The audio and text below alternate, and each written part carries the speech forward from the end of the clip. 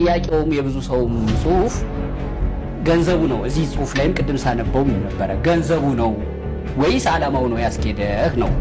ቲክቶክ አዋርድ ላይ የተጠሩ ሰዎች የለበሱት ልብስ እንደተቸሉ በኦዳ አዋርድ ላይ ደግሞ እንደዚህ ለብሰው የሄዱ ሰዎችን መተቸት አለ። አሳዛኝ ዜና ነው። በጎንደር ዩኒቨርሲቲ የቀዶ ሕክምና የሁለተኛ ዓመት ሬዚደንት ተማሪ የሆነው ዶክተር አቤኔዘር ጌታቸው የምትመለከቱት ወጣት ማለት ነው ህይወቱ ማለፉ ተሰምቷል። ግብረ ሰዶም ሳይሞከር አይቀርም። በቃ እንደዚህ አይነት ነገር ሳይገጥሙ አይቀርም እና ሲተኛ እላዩ ላይ ካካውን ይለቅብኛል ምናምንና። ሰላም እንደምን አላችሁ? ሁላችሁም በያላችሁበት ሰላምታ ይድረሳችሁ። እንግዲህ ከእግረኛው ሚዲያ ጋር ሰራዊት ፍቅሬ ቆይታ አድርጎ ነበር በአዶናይ የዙሪያ ማለት ነውና እንግዲህ ከአዶናይ ጋር በነበራቸው የተለያዩ ውል ነበራቸው። ያው አብሮ ለመስራት ሊሆን ይችላል። ዝርዝር መረጃውን አብረን እንሰማለን። ነገር ግን ዛሬ ላይ ሰራዊት ፍቅሬ አዶናይን የመተቸት አይነት ነገር ደግሞ ለማስረዳት ሰውም ያልተረዳውን ሳይድ ለማስረዳት ሲሞክር ይታያል። ግን አሁን ላይ ምንድነው ገንዘቡ ነው የአዶናይ የሚሰጥ ገንዘብ ነው ወይስ ሐሳቡ ነው የሚል የቀረበለትን ጥያቄ አሁን ላይ የማመንታትና የመሸሽ ሁኔታ ላይ ይገኛልና ይህንን ቆይታ እስቲ አብረን በጥቂቱ እንመለከትና ሐሳብ እንሰጥበታለን። የግብረ ሰዶሚያን ጉዳይ እጅግ በጣም አስጊና ብዙዎችን እያስጨነቀ ይገኛል። እንግዲህ ብዙዎችም ደግሞ ይሄ ነገር አንዳንድ ሰዎች ቤት ጋር ብቻ ብለን ልናልፈው አንችልም። የሚናገሩ ሰዎች አሉ፣ የተለያዩ ሚስጥሮችን የሚያወጡ ሰዎች አሉ። አንዲት እህታችን እንግዲህ የደረሰባትን በቤተሰቦቿ የደረሰውን በሷ ዙሪያ የደረሰውን ጉዳይ ታካፍለናለች። እሱን አድምጠን እንመለሳለን። ወደ ቪዲዮ ጥርጣሬ ገባኝ። ይሄ ነገር ከምን ሊመጣ ይችላል ብዬ በቃ እያዘንኩኝ እያለቀስኩኝ ብቻዬንም እንደ እብድ እየጮኩኝ ጌታ ሆይ ምን አለ ብትገለን እኔና ልጄን ምን አለ በቃ ወደ ራስ ዛሬ ልጄን ገለህ ነገ እኔን ውሰደኝ እላለሁ እና ሞክራለሁ። ለመግደል ደግሞ ሞክራለሁ። የሚገርምሽ እውነት ሳልዋሽሽ ምነግርሽ እሱንም ራሴንም ለመግደል ሞክራለሁ። ግን አልሞትም። በቃ እንኖራለን ሳየውና ከዛ ድጋሚ እየጨቀጨቁ እየደወሉ ይጨቀጭቁኛል። በቃ ልጁን አምጪ፣ ልጁ መምጣት አለበት ሲሉኝ ድጋሚ ወሰድኩት ካቶሊኮቹ ጋር። ድጋሚ ወስጄ ሳስገባው ድጋሚ ጠፋ። የሚገርምሽ ድጋሚ ጠፍቶ የት መሰለሽ የመጣው እኔ ሰፈር እኔ የምኖርበት ቤት መጣ እና አለቅሳለሁ። እኔ ልጄ ጠፋ ብዬ ሜክሲኮ ላይ አለቅሳለሁኝ። ወንድሜ የደፈረኝ አልኩሽና ይሄ ታላቁ መታው ድራማ ትሰራለች። ልጁን በራይድ ልካ እዚህ ድራማ ትሰራለች አውቃ ነው አይነት ነገር ተናገሩ። በቃ ምንም አላልኩም አልቅሼ። ግን የሚገርምሽ ማላወሻውና እግዚአብሔርን ማመሰግነው እዛ በነበረበት ሰዓት ማውራት ጀመረ። የተወሰነ ቃላት አቤት ይዲዲያ ስትዩ አቤት ይላል። ይዲዲያ ስትዩ አቤት ማለት ጀመረ። የተወሰነ ለውጥ አመጣ። ከዛ ሁሌ እነግረዋለሁ ማንንም እንዳትፈራ ሰዎችን እንዳትፈራ ማለት ጀመርኩ። ምክንያቱም እንደዛ ካልሆነ ድብደባውን ማስቆም አልቻልኩኝም። ከዛ በቃ ማንንም እንዳትፈራ በቃ እኔ ብቻ ነኝ እኔ እናትህ ነኝ እነግረው ጀመር እና ልክ ሰዎች ሲነኩት ራሱን መከላከል ጀመር። ከዛ ምን አይነት ባህሪ ያመጣ ቤተሰብ ቀን ሙሉ የሚበድለውን በደል እኔ ላይ ሪፍሌክት ያደርገዋል። እኔን መማታት ጀመረ። እኔን መንከስ ማሰቃየት ጀመረ። የሆነ ታይም ላይ ኩላሊቴን መታኝ እንደዚህ በክርኑ እና ኩላሊቴን በጣም ታምሜ ነበር። ልክ ያኔ ስታመም ኩላሊቴን ወጣውኝ ቲክቶክ ላይ ወጣውና ልጄ ኩላሊቴን መቶኛል በጣም ታምሜ ነው ያለሁት። ነገ ጠዋት ህይወቴ ቢያልፍ የዚህ ልጅ ኃላፊነት የሚወስድ ሰው ይሄን ሶሻል ሚዲያ የምታዩ ሰዎች ካላችሁ ለልጄ የሚሆንበት ስፍራና የልጁን አባት ለህግ አቅርቡልኝ ብዬ ተናገርኩኝ። ከዛ ሰዎች ያንን ነገር አይተው በተወሰነ መልኩ አካውንቴን እንትን እያሉ ሰዎች አሳከሙኝ። የሚገርምሽ ያኔ ራሱ አንቺን ሳይሽ በቃ መግባት ስለማልችል ጽፋለሁ። ግን የሚገርምሽ ከታች ሀቢባ ቆንጅ ትባላለሁ፣ ኦቲዝም ልጅ አለኝ፣ ልጅ 26 ዓመቱን ጨርሶ አሁን 27 ዓመቱን ሊመጣ ነው፣ እባክሽ አግዥኝ፣ እባክሽ እርጅኝ፣ እባክሽ ልጄን አሳክሚልኝ እያልኩ ለአንቺ በጣም እጽፋለሁ። የሚገርምሽ አላቋረጥኩም በጣም ረጅም ጊዜ እና ሜርሲ ጎልድ የምትባለውን አወቅሻት? ዱባይ ነው አረባ ሀገር ያለችው። ለእሷም እንደዚሁ እጽፋለሁ። የሚገርምሽ በቃ አግዙኝ እባካችሁ ከሞትኩ በኋላ ነገ እያልኩ በጣም ብዙ ነገር እጽፋለሁ እና በቃ ምንም አይረዱኝም። ምንም ብታይ የልጄን አባት ደግሞ በፊት ምንም አይመስለኝም ልጅ ስለሆነን ታላቅና ታናሽ ስለሆነን። አሁን ግን ሳየው ሳይኮሎጂካሊ እየተጎዳው። ሁለተኛ ነገር ልጆች አሉት አግብቶ ወልዶ 3 ወልዶ ፊት ለፊቴ ነው የሚኖረው እና ምንም ነገር አለማድረጉ ያናድደኛል። እንደሰማነው ሰሞኑ ላይ የጋዜጠኛ ሶፎንያስ ጉዳይ ምንም ምላሽ አላገኘም። ያው እሱም ወደ ጸበል ሂጃለሁ የሚል መልእክቱን አስተላልፎ ከማህበራዊ ሚዲያም ይሁን ከምንም ራሱን አርቆ ድምፁን አውጥቶ ይገኛል። ፍሬዘር የተባለው ያጋለጠው ወጣት ደግሞ ለጥያቄ ትፈለጋለህ በሚል በአዳማ ፖሊስ ቁጥጥር ስር መዋሉን ከቀናት በፊት ሰምተናል። እስቲ የዚህን ወንድማችንን ሀሳብ እንስማና አንድ ስጋት የጫረ ሀሳብ አለ። በጣም ብዙዎች ያወሩት የተነጋገሩት ከሚገኙት ሀሳብ ውስጥ እንድትሰሙት እያዘጋጀውላችሁ አንድ ሀሳብ አለ። ከዛ በፊት እኔ አንዳንድ ነገር እላችኋለሁ። እስቲ ወደ ቪዲዮ ልሰዳችሁ። ጀግኖች ናችሁ። አሳሰራችሁታ ተመራምራችሁ ደረሳችሁበትና እያንዳንዷን ቃል ሰንጥቃችሁ የኛ ሼርሎክ ሆልምስ መረጃ ካለበት ያ ሁሉ መረጃ ከዛ ሰው ይልቅ አስረን ብናጣራስ ተብሎ ይሄ ሰው እንዲታሰር ተደረገ። ከሆነ ይበላ ያረ አይመስለኝም። ከሆነም ባይሆን ከሆነ ማለቱ ራሱ ያሳፍራል። አይመስለኝም። ሰው ልጅ በዚህ ደረጃ ምን አይነት ልብ ቢኖረው ነው ሆኖ በዚህ ደረጃ እንደዚህ አፍጥጦ? አይመስለኝም። ከሆነ ያው ውስጥ ችግር የለውም። ፖሊሶች ባያውቁ እንኳን ወመኑ ያውቋል። ከሆነ ያውቋል፣ ችግር የለውም። ፍርድ ብላችሁ ደግሞ የደቡብ ፍርድ ምናምን ብላችሁ መጣችሁ። የኛ ቀልቦች የኛ ጻድቆች ለነሱ እጅግ በጣም ከመቆርቆራችሁ የተነሳ ለኩፍኩ ነው የተደረገው። አልተመታም፣ ለእስር የሚዳርገ ምን እንጃ። እንግዲህ ያው ቪዲዮ ላይ ስለተለቀቀ ያው ሌላውም እንደዛ እንዳያረግ ምናምን ተብሎ ትምህርት መስጫ ካልሆነ በስተቀር ሉጢኮ እንዲህ አይደለም የሚመታው። አልተነካም እኮ ኤኒዌይስ አክሮታችሁኛል። በጣም አክሮታችሁኛል። እኔ ኮርችባችኋለሁ ማለት በዚህ ልክ ለሰው መብት ተከራካሪ መሆናችሁ በዚህ ልክ ቅድሚያ መሆን የነበረበት ጥያቄው ፍሬዘርስ ነው አይደለም ነው ወይስ ያ የት ሄደ ለምን አያዝልንም? መጀመሪያ ግን መጠየቅ የነበረባችሁ ያ ሲያዝ ይናገር የለ እንዴ? መጀመሪያ እኮ ነበረን ምናምን ይል የለ ደግሞ እዚህ አሁን ታያር ማረገው ቪዲዮ ላይ በደንብ አብራርቷል። ምን አይነት ድፍረት ቢኖሩ ነው ቢሆን እንኳን በዚህ ልክ እንደዚህ አፍጥጦ የሚመጣው ለመበቀል እውነት እንደዚህ ምን አቀራረጸው? ዝም ብሎ ጠርቶት ያዳማ ወመኔ እሱን ያውቀዋል። እዛው ላይ አይደል ሰፈር ያውቁታል አይደለም ብለው ነው የሚያስቡት። ያንን ነው ብሎ እንደዚህ ይህንን መረጃ ብቻ አያስወቅጠውም እንዴ? ቪዲዮ ሳያስቀርጽ ምን እዚህ ደረጃ ማጋለጥ ስለፈለገ ነው አይደል? አንዳንዴ እስቲ እንደው የቱ ቅድሚያ ይሰጣ ከሆነ ይሁን ችግር የለውም ይበለው፣ እስርም ሲያንሰው ነው። ግን አይደለም ማለት ያልሆነን ሰው ከሆነ ብሎ ማውራት ራሱ ሼም ነው። ልክ አይደለም፣ እንደ ወንድ ልክ አይደለም። እሱን እግዚአብሔር ያውቃል። ከሆነም ያው ይበለው ነው። ግን ቅድሚያ የትኛው ነበር ጥያቄ መሆን የነበረበት? ያ የት ሄደ? እውነት ኢትዮጵያ ውስጥ ተደብቆ ነው? እውነት ያለበት ጠፍቶ ነው? እና ጥያቄያችሁ መሆን የነበረበት ያ የት ሄደ? እሱ ይታሰር ነበር፣ ፍሬዘር ይመርመር ነው ከማለት በፊት ደግሞ ቪዲዮ ላይ ኮሜንት እያየሁ ነው። አንተም እንደዚህ ያብራራበት ቪዲዮ ላይ ራሱ ገብታችሁ ማለት ወንድ ልጅ ሆነ ምንም እርግጠኛ ሳትሆን ሌላን ሰው ነህ ማለት ፊቱ እኮ አትሉ አላውቅም። እሱ ቆመ ፊቱ ጋር አትል ነህ አትል እርግጠኛ ሳትሆን፣ ምክንያቱም ያስገድላል። ፍሬዘር በአዳማ ፖሊስ በቁጥጥር ስር ከዋለ በኋላ ብዙዎች ሁለት አይነት ሀሳቦችን በማህበራዊ ሚዲያ ላይ እየተንሸራሸሩ ይገኛሉ። የመጀመሪያው ሀሳብ ትክክል ነው፣ መጣራት አለበት፣ እሱም አብሮት ይሆናል የሚል ሀሳባቸው ይናገራሉ። ሌሎች ደግሞ መረጃው ቢኖረን እንኳን እንደ ፍሬዘር ጥያቄ ስለሚበዛብን ምን ብለን መረጃውን እናወጣለን የሚል ሁለት አይነት ስጋት የሆኑ ሀሳቦችን እየተናገሩ ይገኛሉ። እስቲ ይህንን መልእክት አዳምጠን እንመለስና እኛም ደግሞ የተወሰኑ ሀሳቦችን እንሰጣለን። እናንተም ሀሳባችሁን ኮሜንት ላይ ያስፈሩ። ወደ ቪዲዮ ልወስዳችሁ። ሳይሆን የነበረበት የህግ አካላት አናግሮ የህግ አካላትን ይዞ በቁጥጥር ስር ማድረግ ሲገባው በሰፈር ጎረምሶች ልጁን መደብደብና ማስደብደብ አልነበረበትም። ይሄ ወንጀል ነው። ምናልባትም በህግ ቁጥጥር ስር የዋለው አንደኛው ምክንያት ሊሆን ይችላል ይሄ። ሌላኛው ምክንያት ደግሞ አንተም አንተም ጀርባ ይጣራ ምናምን ብላችሁ ሶሻል ሚዲያ ላይ ባጋራችሁት ምክንያትም ሊሆን ይችላል። ስለዚህ ጉዳይ ግን በደንብ መናገር እፈልጋለሁ። ይኸውላችሁ እውነት እናንተ የጠረጠራችሁት ነገር ከሆነ ይሄንን ነገር መጀመሪያ አካባቢ የጠረጠራችሁ ሰዎች በጣም አድርጌ ነው ማደንቃችሁ። እንዴት አስባችሁት? እንዴት ገመታችሁት? በምን አይነ አይታችሁት ነው ይሄንን ልጅ ያንተም ጀርባ ይጣራ የሚለው ሐሳብ የመጣላችሁ ብዬ ላደንቃችሁና እናንተ ያያችሁበትን አተያይ ላጨበጭብላችሁ እወዳለሁ። በተረፈ ግን በዚህ ልጅ ዙሪያ ደግሞ እኔ የተሰማኝ ምን እንደሆነ ታውቃላችሁ?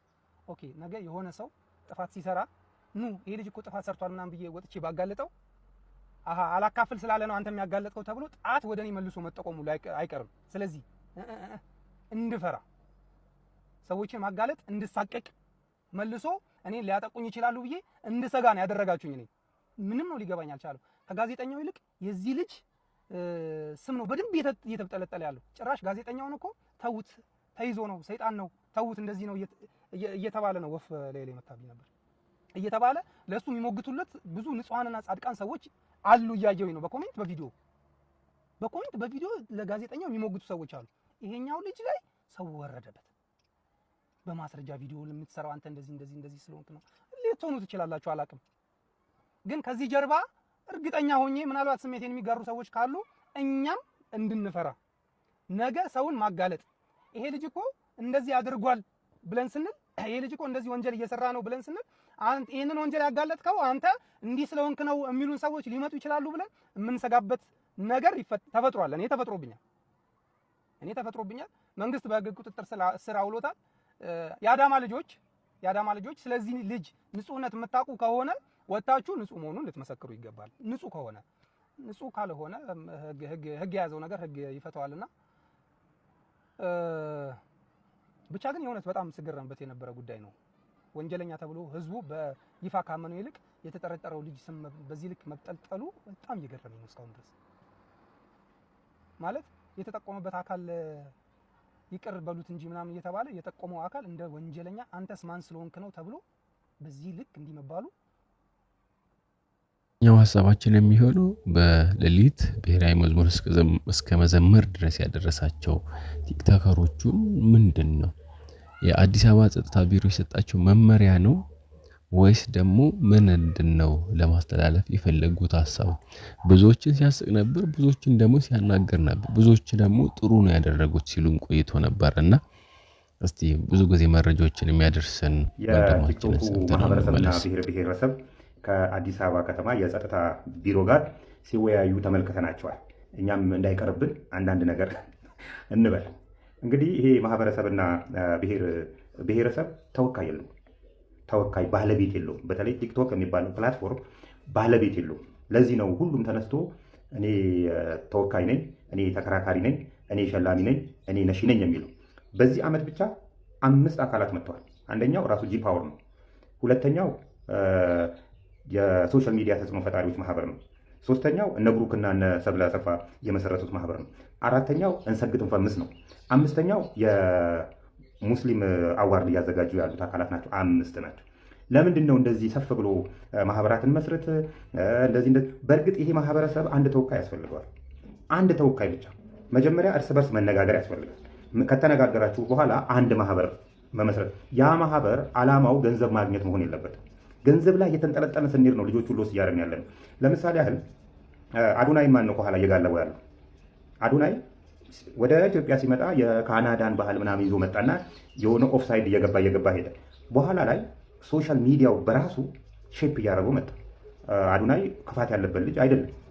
ነገር ግን ከኋላ የሚነዱ ሰዎች አሉ፣ ገንዘብን መሰረት አድርገው እየተንቀሳቀሱ ያሉ አካላት።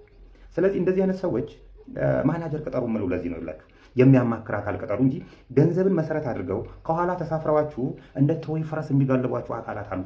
በሰል ያለ ይሄ ማህበረሰብ ይሄ ብሔረሰብ ውስጥ እንዳይገቡ የተከለከሉ እድሜያቸው እንዳይገባ የከለከላቸው ክሬተር ባለመሆናቸው እንዳይገቡ የተከለከሉ ሰዎች አሉ። አማራጭ ያሉት እነዚህ ታዋቂ ሰዎችን ታዋቂ ቲክቶከሮችን መጋለብ ነው ከኋላ። በዚህ ምክንያት ነው ፖሊስ እያስገባቸው ያለው። አሁንም እኔ ለታሰሩት ምናምን አይደለም አስተያየት መስጠት የምፈልገው። እዚህ አካባቢ ማህበር ነን ብላችሁ የተሰበሰባችሁ ሰዎች መጀመሪያ እርስ በራሳችሁ ተነጋገሩ። እርስ በራሳችሁ ተነጋገሩን። አካታች ሆነ ሙስሊሙን አካታች ሆነ ክርስቲያኑን አካታች ሆነ ሁሉንም አካታች ሆነ ማህበር መስርቱ። ያ ማህበር ገንዘብን መሰረት ያደረገ ሳይሆን ወጣቶቹን ስልጠና በመስጠት የሀገርን ጥቅም አደጋ ላይ በማይጥል መልኩ የተደራጁ ወጣቶች የበሰሉ ወጣቶች እንዲኖሩ በማድረግ የራሱን ድርሻ የሚወጣ ማህበር ነው። የምናያቸው ግን እዩዋቸው ማህበራት መጥቅላላ እነ እንትና ናቸው ስም አይጠሪው ከኋላ እነሱን ሰዎች አውጧቸውና ራሳችሁ አንድ ሁኑ። ነገ ከነገ ወዲያ የኦርቶዶክስ ምናምን ሸላሚ ነኝ የሚል ይመጣል። የነገ ፕሮቴስታንት ካቶሊክ ነኝ የሚል ይመጣል። ስለዚህ ራሳችሁ ካልሆነ ግን ፖሊስ አጠናክሬ እቀጥላለሁ እንዳለው ወደ ጌመሮች ይሄዳል፣ ላይቭ ስትሪመሮች ይሄዳል። እንደዚህ ያፈሉ ሰዎች አፍልተን ነበር። ትንሽ በረድ ትውልድን ለማዳን እውነት የማይገቡ ነገሮችን ለመስራት ያቀዱ ሰዎች እየሰሩ ያሉ ሰዎችን ለማረም ከሆነ ፌዴራል ፖሊስ እየሰራ ያለው ነገር ሙሉ ለሙሉ ትክክል ልንል እንችላለን። ምክንያቱም ትክክለኛውን ነገር እያጣሩ ከሆነ አዶናይም ማይለቀቁበት ምክንያት የለም። ጥፋተኛ የተባሉትም ደግሞ እርምጃ የማይወሰድባቸው ምክንያት የለምና ሰሞኑን ቡና በማፍላቱና ራሱ በማስተዳደሩ ብዙዎች ትችት ሲተቹት ነበር፣ ሲሳለቁበት ነበር። ብዙዎች ደግሞ ሲያመሰግኑትም ነበር ይህ ወጣትና እስቲ ሐሳቡን ተመልክተን እንመለስ። ብዙ ነገር ታገኙበታላችሁ ብዬ ተስፋ አደርጋለሁ ከዚህ ወጣት። ከዛም ሄደው ሴትነት ምንድነው? ሴት ነው እንዴ ቡና እዚህ ጋር የሚሰራ ነው የሚሉኝ። ይህ ሴት ስራ በቃ ብዙ ነገር ነው የሚወራ። ግን ያው እሷ ደግሞ ምንም እንዳሰማ ስራን ብቻ መስራት አለብህ። የራሴ ችግር የምታውቀው አንተ ነው ስለሆነ ስራ ነው የሚሉኝ። ከዛ ቀጥሎ ደግሞ ኢንተርኔት አሉ በቃ እነሱም በቃ በርታ ይዞ ነው የሚሉኝ። ከኔ ጋር ናቸው። እኛው የኦዳ ሽልማት ላይ አንድ አለባበስ ጎልቶ ወጥቷል። ይህ በምስሉ ላይ የምትመለከቱት አለባበስና ይህ ሰው እንዴት ታዩታላችሁ? እሱም እንደዚሁ መታየት ይኖርበት ይሆን ወይስ አለባበሱ እንዴት ታዩታላችሁ? አለባበሱ ዝም ብለን አለፍንና ሲያረጋችሁ የነበሩ ሪአክሽኖችን ተመልክታችሁ ከሆነ ከልብሱ ጋር የሆነ ነገር አጋኑ ይወጣልና እናንተ ምን ይመስላችኋል? ብዙዎች ሐሳባችሁን እየሰጡበት ይገኛሉ። ወደ ቪዲዮ ልሰዳችሁና እስቲ የሚባለውን ነገር ቲክቶክ አዋርድ ላይ የተጠሩ ሰዎች የለበሱትን ልብስ እንደተቸን ሁሉ ኦዳ አዋርድ ላይ ደግሞ እንደዚህ ለብሰው የሄዱ ሰዎችን መተቸት አለብን። ፍትሃዊ የምንሆነው እንደዛ ሲሆን ነው። አንዱን ትተን አንዱን ስንተች አይደለም። ታዲያ በትናንትናው ዕለት ይመስለኛል ካልተሳሳትኩ ኦዳ አዋርድ ተዘጋጅቶ ነበር። በዛ ፕሮግራም ላይ ስርዓትን የጠበቀ እንዲሁም ደግሞ ባህልን የሚያንጸባርቅ ስርዓት ያለው አለባበስ የለበሱ ባህላቸውን ያስተዋወቁ ብዙ ሰዎች ነበሩ። የነሱ አሪፍ ነው። ነገር ግን የነሱን ባየንበት ደግሞ እንዲህ አይነት ደግሞ የሴት አለባበስ የለበሱ እኔ የዚህ ደግሞ የተለየ ነው። የዚህ ደግሞ የልብሱ ብቻ እኮ አይደለም የመገላለጡ ሁኔታው በአጠቃላይ በጣም የሚያስጠላ የወንድ ልጅ አይደለም እንዲሁ ሴት ልጅ ላይ ራሱ በዚህ ደረጃ በሚያስጠላ መልኩ እንዲህ አይሆንም። ስለዚህ ይሄ ልጅ እንደዚህ ሆኖ ቀርቧልና የህግ አካላቶች እነዛን ይዛችሁ ምርመራ እንደጀመራችሁ ሁሉ ይህንንም ሆነ ሌሎቹንም ደግሞ እንዲያደረጉትን ይዛችሁ ምርመራ እንደምታደርጉ ተስፋ አለን። እየሰራችሁ ያለው ስራ በጣም አሪፍ ነው። ምክንያቱም አሁን ሶሻል ሚዲያ ላይ ከዚህ በኋላ ስርዓት ያለው ነገር እንደምናይ እናቶች፣ አባቶች፣ ህፃናትን በነፃነት የሚያዩበትን ሁኔታ እየፈጠራችሁ እንደሆነ ተስፋ እናደርጋለን። ይሄ ስራ ደግሞ የህግ አካላት ነው። ስለዚህ እነዛን በያዛችሁበትና እነዛን ተጠያቂ እንዳደረጋችሁ ሁሉ ይህንንም ልጅ ሆነ እንደዚህ አይነት አለባበስ የለበሱትንም ካሉ ወደ ፍርድ አምጥታችሁ እነሱ ላይም ደግሞ እርምጃ እንደሚወሰድ ተስፋ እናደርጋለን። በነገራችን ላይ ይኸውላችሁ ሰው የሚያንጸባርቀው ውስጡ የሞላውን ነገር ነው። ስለዚህ እውነተኛ ወንድነት ያለው ሰው በእርግጠኝነት እንደዚህ አይነት ነገሮችን አይለብስም። ስለዚህ እንደዚህ የምንለብሱ ሰዎች እባካችሁ አቁሙ። የህግ አካላትም ደግሞ እንደነዚህ አይነት ሰዎችን በመያዝ የበለጠ ሶሻል ሚዲያውን ምቹ እንድታደርጉትና እንዲሁም ደግሞ ባህላችንና ወጋችን እንደሚጠበቅ በእናንተ ተስፋ አደርጋለሁ። ሰራዊት ፍቅሬ አዶናይን በሆነ ሳይድ ተረድቶታል ብዬ አስባለሁ። ምክንያቱም ጥቂትም ቢሆን ስለ አዶናይ ትክክለኛ የሆነ ነገር ሰዎች የተረዱበት ሳይድ ትክክል አይደለም ብሎ ለማረም ሲሞክር ተመልክቻለሁና እስቲ ይህንን ጥያቄና መልሳቸውን እንስማና እንመለስ። ጥያቄውም የብዙ ሰውም ጽሁፍ ገንዘቡ ነው። እዚህ ጽሁፍ ላይም ቅድም ሳነበው ነበረ ገንዘቡ ነው ወይስ ዓላማው ነው ያስኬደህ ነው ጥያቄው። ኖ የልጁ እንትን አለ። አሁን ምንድነው እሱ የገለጸበት መንገድና ሌላው ተመልካቹ የተረዳበት መንገድ የተለያየ ሊሆን ይችላል። ብዙ ጊዜም እንደሚለው ደጋግሞም እንደሚናገረው እንዲህ ማለቴ ጠንክሩ፣ ጎብዙ፣ ለወሬ ላይ ሉኝታ ለምናምን እንትን አትበሉ ምናምን ምናምን ነው የሚለው። ይሄ መንገዱ ነው እና ይሄ ደግሞ ህዝቡና ጀነሬሽኑ ወጣቱ ምናምን ተከትሎ እንዴት እንደሚያብድ አይታል። ልጁም ሲሸለም ነበር። ገንዘቡ እኔ ፎሎወር ስላለው ገንዘብ ያገኛሉ ወይ ገንዘብ ይከፈለዋል ወይ ምናምን ይሄ የኔ ፓርት አይደለም። እኔ ሜንስትሪም ወይም ደግሞ ሌጋሲ ሚዲያው ላይ ያለው ሰው ነኝ። ስለዚህ በዚህ የሚገኝም ነገር ምናምን አሁን እናንተ የምትሰሩት ስራ ምን ያህል ገንዘብ ያስገኛል ምናምን የሚለውን አይደል ነው ማወቅም ብዙም እንትን አይደለሁኝም። ግን ወደዛ ውስጥ መግባት ደግሞ ግዴታ እንደሆነ ደግሞ እናውቃለን። ምክንያቱም ይሄ ዘመን የፈጠረው ነገር ስለሆነ እዛ ጋር ዝም ብለን ቁጭ ብለን ከሌ እንዲህ አለ ከሌ እንዲህ አለች እያለን ዳር ሆነን ብለን እንትን መሆን የለብንም የሚል ሀሳብ አለኝ። እንዴት ናችሁ? በአሜሪካ ያላችሁ ኢትዮጵያውያን፣ እንግዲህ የትራምፕ አስተዳደር ከመጣ በኋላ አዳዲስ ነገሮች በየጊዜው ይመጣሉ፣ አስደንጋጭ የሆኑ ነገሮች። አሁን ደግሞ በ60 ቀናት ኢትዮጵያውያን ህጋዊ እውቅና የሌላቸው ወይም ያልፈቀድኩላቸው ኢትዮጵያውያን በ60 ቀናት ሀገሬን ለቀው መውጣት አለባቸው ብላለች። ያን ካላረጉ ዲፖርት እንደምታረግ እንደምታስርና ሌሎች እርምጃዎች እንደምትወስድ ነው ኒውሶች ዛሬ ወጡ ኒውሶችም የተለያዩ ታማኝ የሆኑ ምንጮችም የሚናገሩትና አስደንጋጭ ነው እውነት ለመናገር አሁን ኢትዮጵያቶች ሙዚቀኞች ባለሀብቶች ዝነኞች ምናምን እንደ ድሮ ሮጣ መግባት በጣም አስቸጋሪ የሆነ ነውና አላቅም ነገር ምን ሊፈጠር እንደሚችል እንግዲህ የበርካታ ሰዎችን እድል ይዘጋል እንትን ይላል ትንሽ አስቸጋሪ ነው አሁን ላይ በየጊዜው የሚወጡ ህጎች ከባድ ናቸውና ለበለጠ መረጃ ግን አቅራቢያችሁ ያሉ ጠበቆችን ብታናገሩ ምን ማድረግ እንዳለባችሁ የሚጠቅማችሁ እነሱ እንደውም እንደ የነሱ የአሜሪካ መንግስት የሚለው እንደውም ትኬትና $1000 እንደሚሰጥ ለሚወጡ ምናምን ብሏል እንግዲህ ውሳኔውን ከጠበቃ ጋር መማከር ነው ከዛ በተረፈ ግን እድሉ ኖሯችሁ ፍቃድ ኖሯችሁ እዚህ ሀገር ሲቲዝንም ልትሆኑ ይችላላችሁ ግሪን ካርድ ኖሯችሁ ቤተሰባችሁን ማምጣት እየቻላችሁ በተለያየ ምክንያት የታጠራችሁ ሚስት ልጅ እናት ምናምን ማምጣት እየቻላችሁ እስካሁን ያንን ያላደረጋችሁ ሰዎች አሁን ጥሩ አጋጣሚ ነው በጊዜ ተጠቀሙ ነገ የሚቀየረውን ህግ አታውቁትም ስለዚህ ነገ የሚቀየረውን ህግ አታውቁትም ከዛ በላይ ደግሞ ግሪን ካርድ ኖሯችሁ ሲቲዝንሺፕ ማመልከት የምትችሉ ሰዎች ይሄን እድል ተጠቀሙ አትፍዘዙ ነገ የሚመጣው እድል አታውቁትም ወይም ደግሞ ነገ የሚመጣውን ህግ አታውቁትምና አሁን አሜሪካ መግባት በጣም ይሄ በቃ በመርፌ የመሽለካ አይነት አክል ሆኖ ተካብዷል እኔ እስከዚህ ሀገር ከመጣው ጀምሮ አሜሪካን ቪዛ እንደዚህ ውድ ሆኖ አይቻላቅም ድሮ ሲወራ ነው ማቀው ለማንኛውም እንግዲህ እግዚአብሔር ይርዳችሁ እንደዛ አይነት ሁኔታ ውስጥ ያላችሁ